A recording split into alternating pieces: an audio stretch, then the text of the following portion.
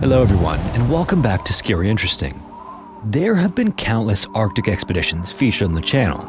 They all generally start with grand ambitions, bold proclamations, and then, inevitably, disaster. Time and time again, ships have vanished into the ice, resulting in the loss of some or all of the crew. But this story is going to be a little bit different. This wasn't an expedition that ended in total ruin. There was no catastrophic sinking, no mass starvation, and yet something happened on this journey that would remain buried for over a century. This would turn out to be a secret so disturbing that when it was finally uncovered in the last 50 years, it completely rewrote the history of the expedition. This wasn't just an Arctic mission gone wrong, it was something far more sinister. As always, viewer discretion is advised.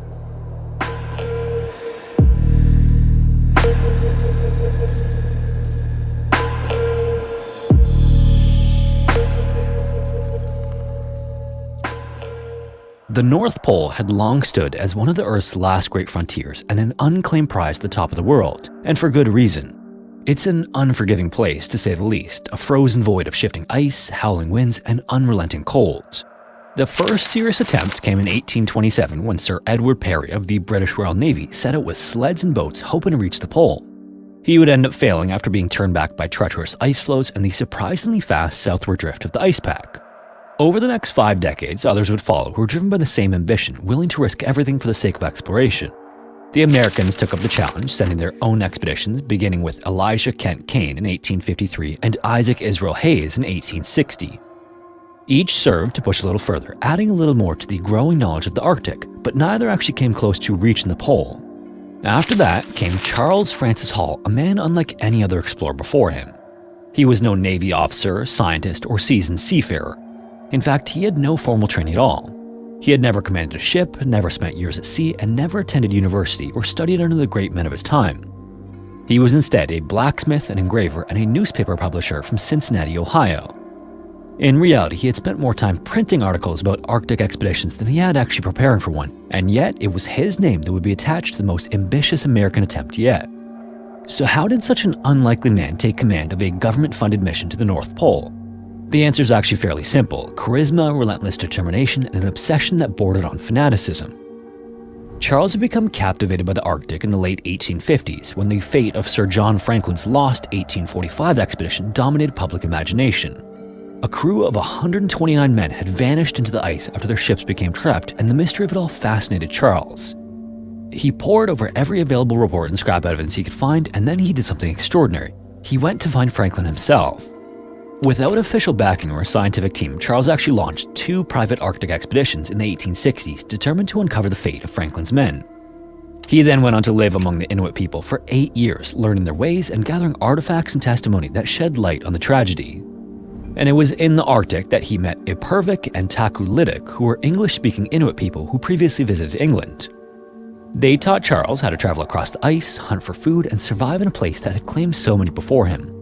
When he finally returned home, he brought with him physical relics and invaluable experience, proving he could survive the Arctic, endure its brutal conditions, and navigate its frozen land and seascape. And Charles was a man who could seemingly convince people of anything, particularly of his own capabilities. When he returned to the United States, he presented himself as an expert in the Arctic. He had thoroughly absorbed the knowledge given to him by the Inuit, but rather than acknowledging their role in his survival, he's thought to have reshaped the narrative to elevate himself. When government officials questioned his lack of formal education, he dismissed their concerns, pointing out that many great explorers had no scientific background. He then lobbied relentlessly, pressing his case before Congress, and argued that he, and not the officers of the US Navy, was the right leader for America's next great Arctic venture. And in 1870, his persistence paid off. Congress approved a $50,000 grant for an expedition to the North Pole, and Charles would be its commander. President Ulysses S. Grant himself endorsed the plan, even bestowing onto Charles the honorary title of captain. So, having never commanded a ship before, Charles now had the full weight of the US government behind him, and he would set sail for the top of the world. Charles was then given command of a 287-ton screw propeller steamer called the USS Periwinkle. The ship was then retrofitted at the Washington Navy Yard, reinforced with solid oak and iron sheeting, and renamed the Polaris. This was the moment Charles had spent years fighting for, but it was also the moment the cracks in his vision began to show. While Charles was skilled at winning people over, he was not particularly talented at choosing the right people to join him. He would end up assembling a volatile crew, relying heavily on experienced whalers rather than disciplined naval officers. Among them were Sidney Buddington, an experienced whaling captain, George Tyson, who was assistant navigator, and Emil Bessels, a young but brilliant German scientist and surgeon. The problem was that these men didn't respect Charles from the outset. They saw him as an amateur playing the part of an explorer rather than actually being one. And worse yet, there was a history between Charles and Sidney that was somewhat unsavory. The two had clashed years earlier when Sidney refused to let Charles take his Inuit guides further north due to illness, and that resentment lingered. Then, muddying the waters even further, Charles, Sidney, and George were all technically captains in their own right. So from the get-go, the Polaris had too many leaders and not enough unity. But in any case, after a stop at the Brooklyn Navy Yard, the Polaris set out on June 29, 1871 under bright summer skies. This should have been a triumphant moment as America's boldest attempt to reach the North Pole was getting underway, but instead it was the beginning of a slow and inevitable collapse. Trouble started before the ship even left port as the hastily assembled crew began to fracture. 4 men deserted almost immediately, including a cook, a seaman, a fireman, and an assistant engineer, all vanished before the ship even set sail. The steward also turned out to be drunk, and Charles dismissed him on the spot. A replacement assistant engineer that had to be found at the last minute, delaying the voyage before it had even begun. Then, by the time the Polaris even reached St. John's, Newfoundland in Canada, the simmering tensions between the officers and scientific staff had already boiled over into outright defiance. Bessels, with the support of expedition meteorologist Frederick Meyer, flatly refused to recognize Charles's authority over the scientific staff. And their insubordination then quickly spread throughout the ranks, deepening divisions among the crew. Charles might have been the expedition's commander in title, but on board the Polaris, his control over the crew was in question from the start.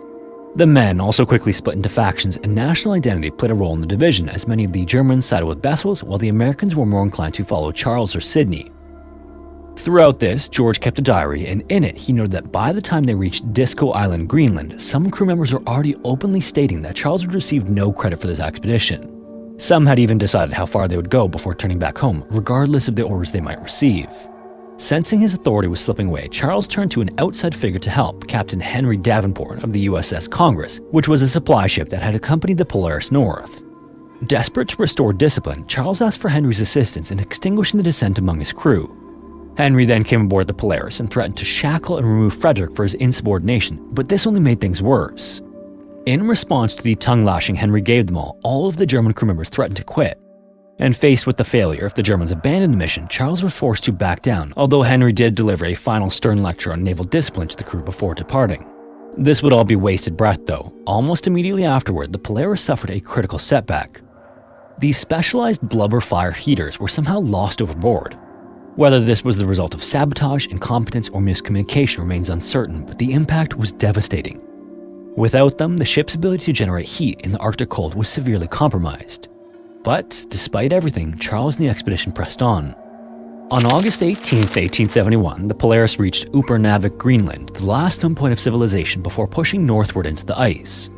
Here, Charles recruited an old ally named Hans Hendrik, a respected Greenlandic Inuit hunter who was crucial on previous Arctic expeditions.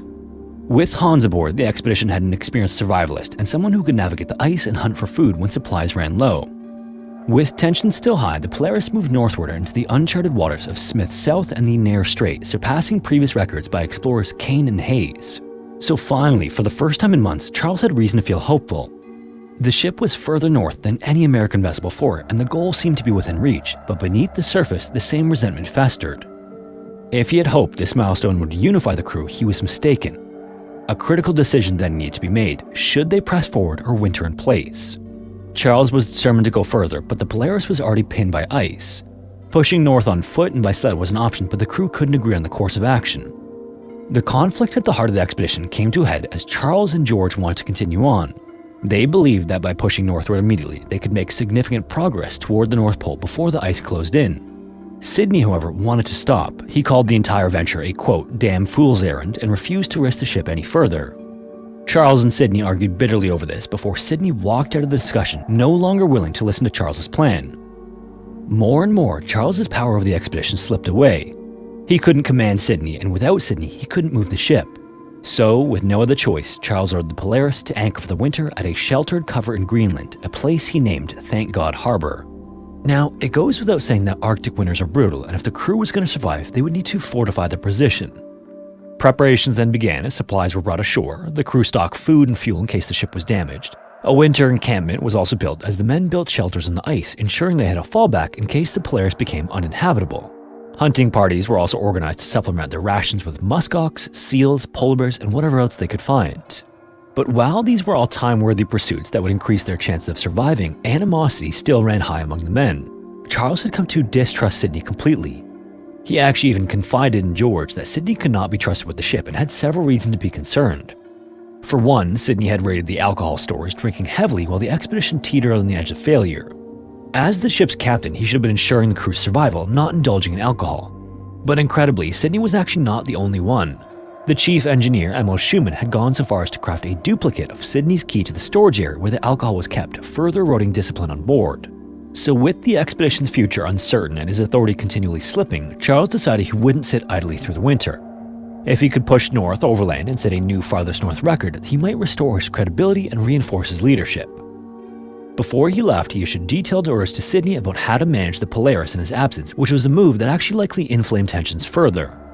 To Sidney, who was an experienced whaler with decades at sea, the idea of receiving instructions from Charles, who had never commanded a ship before, must have felt like an insult. But in any case, on October 10, 1871, Charles departed on his sledding expedition, accompanied by First Mate Hubbard Chester and two of his trusted Inuit guides, Ipurvik and Hans. A few days into the journey, Charles sent Hans back to the Polaris for some forgotten supplies, and he also sent a note for Bessels reminding him to wind the ship's chronometers daily. This was a seemingly small instruction, but one that likely annoyed the German scientist and doctor who held degrees from some of the most prestigious universities in Europe. This new set of trivial instructions likely came off as more micromanagement of the crew, but either way, for 2 weeks, they struggled against the ice and bitter cold, making slow but steady progress northward.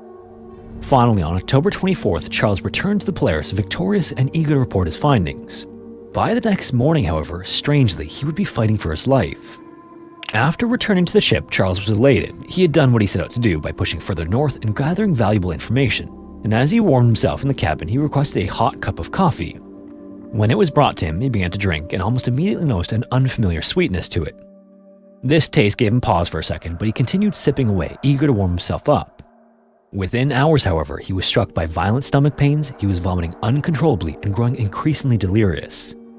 By the following day, his condition worsened to the point where he could hardly move, and in his fits of consciousness, he made the shocking accusation that someone had poisoned him. These accusations mostly fell on Bessels as well as some of the others among the crew. Charles then refused Bessels' medical treatment and would only accept liquids from Tacolytic, his trusted Inuit companion. George's journal recorded that Charles remained deeply distrustful, believing that he had been deliberately poisoned. Bessels, meanwhile, dismissed the accusations outright. He insisted that Charles had suffered a stroke, possibly brought on or worsened by his exposure to the cold during the sledding expedition, but Charles refused to believe this. Then, inexplicably, after a few days of slight improvement, he relented, allowing Bessels to treat him starting on November 4th. Shortly thereafter, Charles's symptoms rapidly deteriorated. He became completely incoherent, raving in feverish fits before collapsing entirely. By November 8th, Charles succumbed to his ailment and passed away. Bessels would then officially diagnose the cause of death as apoplexy, another term for stroke, but no autopsy was performed.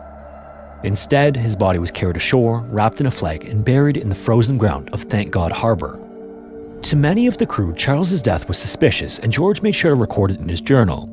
The timing just seemed too convenient. The conflict between Charles and the senior officers, particularly Sidney and Bessels, had reached a breaking point in the weeks leading up to his death.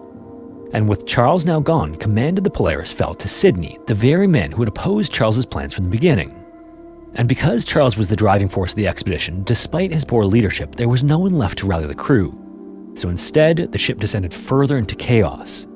Sidney took command, but his drinking increasingly became a serious problem.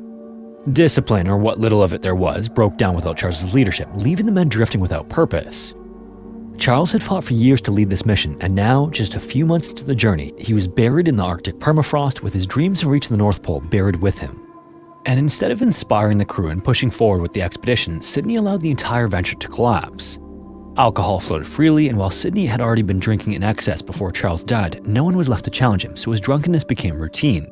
He also allowed the coal supply to be burned recklessly, and with no clear plan for the future, the ship's stores of fuel were being used at an unsustainable rate. There was also just no firm leadership to keep things in order, so men descended into gambling, drinking, and doing as they pleased. The once grand mission to reach the North Pole had become aimless. Despite the disarray on the Polaris, though, there were at least some among the crew who still wanted to press forward. On June 6, George and Bessels led a small expedition north by boat, hoping to scout a route closer to the North Pole. Unfortunately, the first attempt failed almost immediately as their whaleboat was crushed by the ice. A second try afterward then failed for the same reason, so with resources dwindling and leadership in shambles, the crew finally abandoned any further attempts at the North Pole. The mission was effectively over. With nothing left to accomplish, Sydney turned the Polaris south in August 1872, intending to return home. By October, as the Polaris drifted southward through Smith Sound, a powerful storm hit, pushing it dangerously off course. And then before anyone could react, the vessel lurched violently and slammed into the ice pack. The hull then shuddered with the impact, tilting at an unnatural angle as water began rushing in. Amid this chaos, Sydney ordered some of the men onto the ice to lighten the ship's load and told others to start throwing cargo overboard. So in the dark, the crew worked frantically, hurling crates, barrels, and supplies onto the surrounding ice.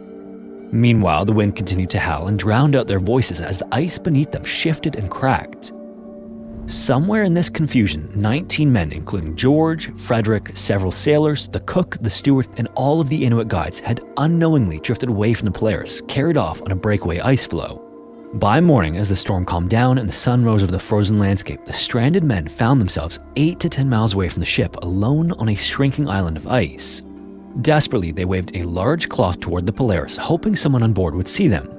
For a full day, Sydney scanned the horizon from the deck, but also prioritized salvaging the ship, and as a result, made no serious attempt to recover the missing men. By the second day, with the ship still in distress, he decided against any further effort to recover them. The castaways, whether they survived or not, were now on their own. As the reality of their situation sank in, George and the others began to take stock of their situation. They had little food, no permanent shelter, and no clear idea of where they were drifting. The Arctic was vast, and the currents could carry them in any direction, like toward open water, toward land, or even into the heart of the ice pack. In the face of all of this, however, the Inuit among them saved their lives. Ipervik, Takulitik, and Hans immediately took control of the situation, building igloos from snow and ice. They also fashioned crude lamps from blubber and managed to hunt seals, providing meat for the desperate men.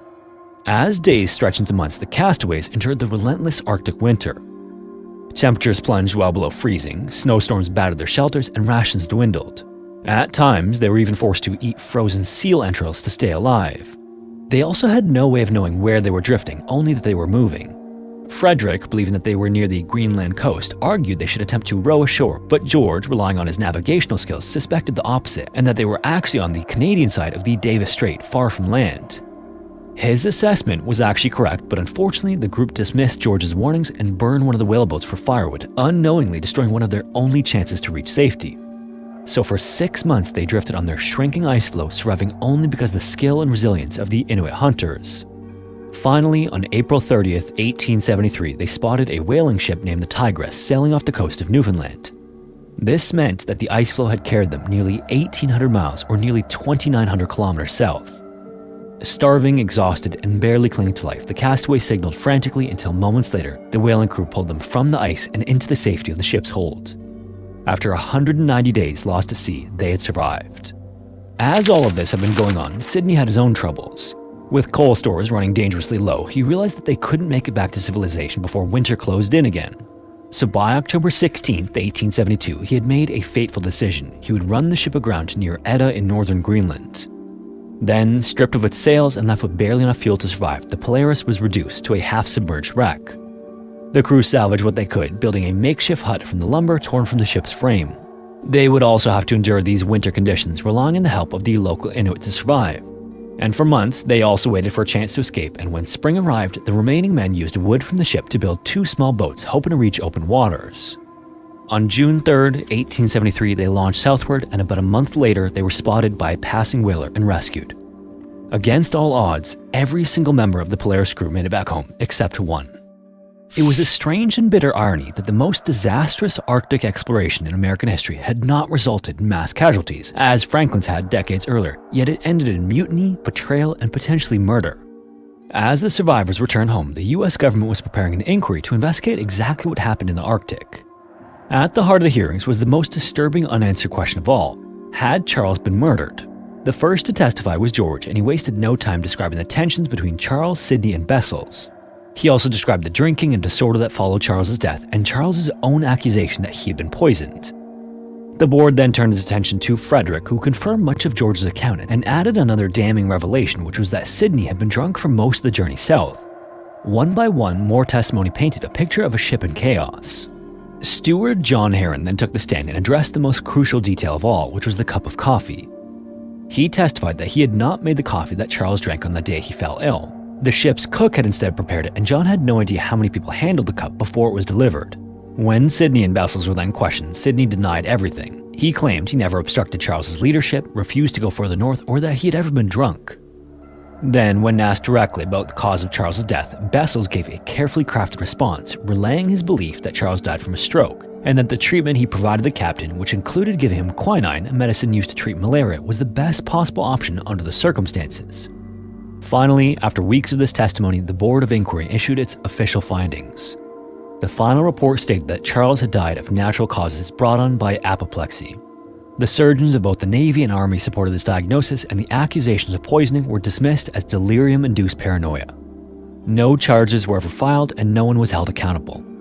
The Board of Inquiry had in effect closed the case, but Charles's death remained one of the Arctic's greatest mysteries, and almost a century later, science would step in to prove what really happened aboard the Polaris.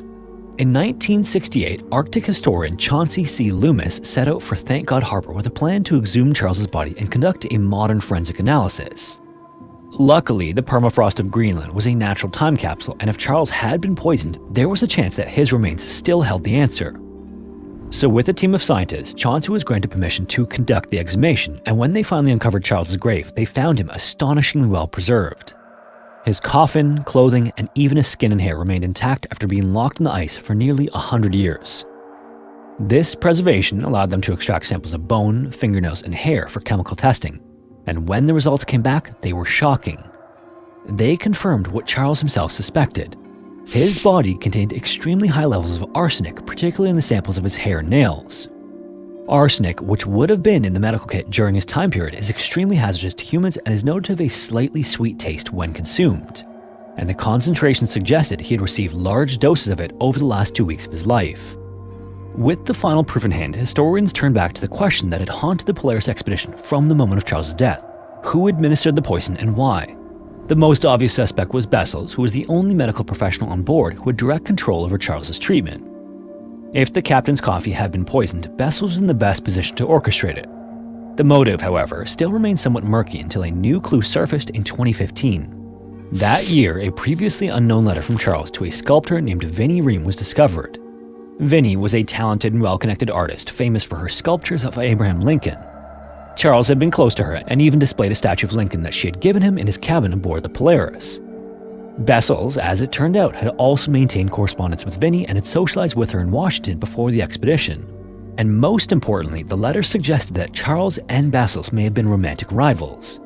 Bessels had written to Vinnie before the expedition, expressing his desire to see her again, and if he had viewed Charles as his competitor for her affections, his resentment may have run deeper than just professional animosity.